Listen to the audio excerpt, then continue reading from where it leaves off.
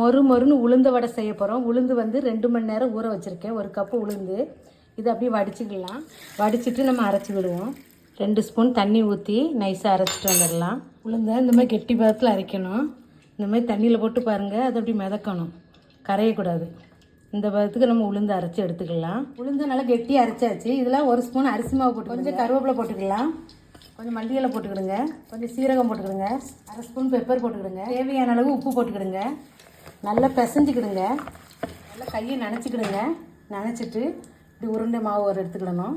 எடுத்துட்டு இந்த 4 விரலில் வச்சு இப்படி ஒரு ஓட்டை போட்டுட்டு அப்படியே இறக்கிடுங்க. 2 பக்கமும் நல்லா மாற்றி போட்டுக்கிடுங்க. பாருங்கள், சூப்பராக வந்துருச்சு. இது நம்ம அப்படியே அரிச்சு எடுத்துக்கலாம். பாருங்கள், சவுண்டு பாருங்கள், மொறுன்னு இருக்கா? டேஸ்ட்டு பக்காவாக இருக்கும். இந்த மாதிரி குழந்தைகளுக்கு ஈஸியான ஸ்நாக்ஸு வீட்டிலே நம்ம ரெடி பண்ணி கொடுக்கணும். குழந்தைகள் விருப்பமாக சாப்பிடுவாங்க. இந்த வீடியோ பிடிச்சிருந்தா லைக் பண்ணுங்கள், ஷேர் பண்ணுங்கள், சப்ஸ்கிரைப் பண்ணுங்கள்.